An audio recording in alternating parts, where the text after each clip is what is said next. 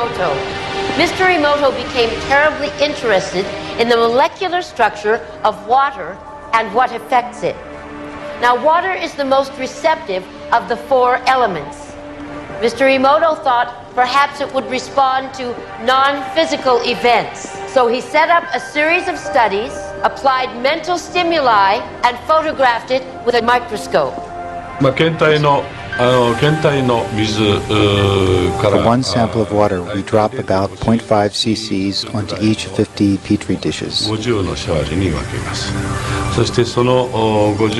Then we take those 50 petri dishes and freeze them in a freezer at minus 25 degrees Celsius for about 3 hours. We take those frozen samples into a refrigerator that is set at minus 5 degrees Celsius, where a microscope with a camera is set up. There we take photographs of each of the 50 water drops individually. We first take photographs of water that we did not put any information in. Then we take the water with information and do the same procedure just described. We take those before and after photographs and compare the differences.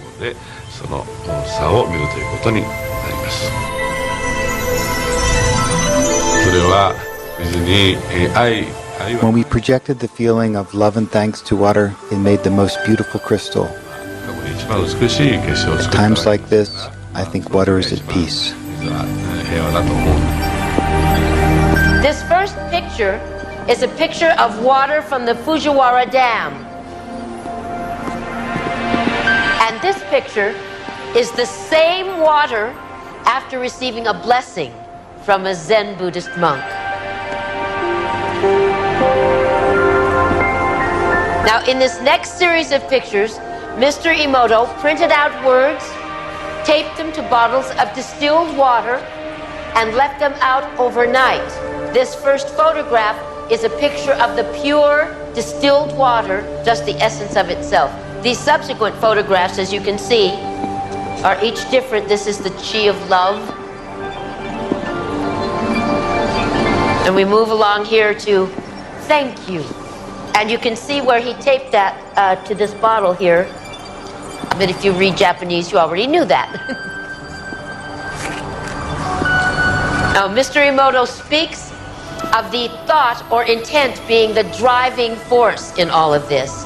The science of how that actually affects the molecules is unknown, except to the water molecules, of course. And it's really fascinating when you keep in mind that 90% of our bodies are water.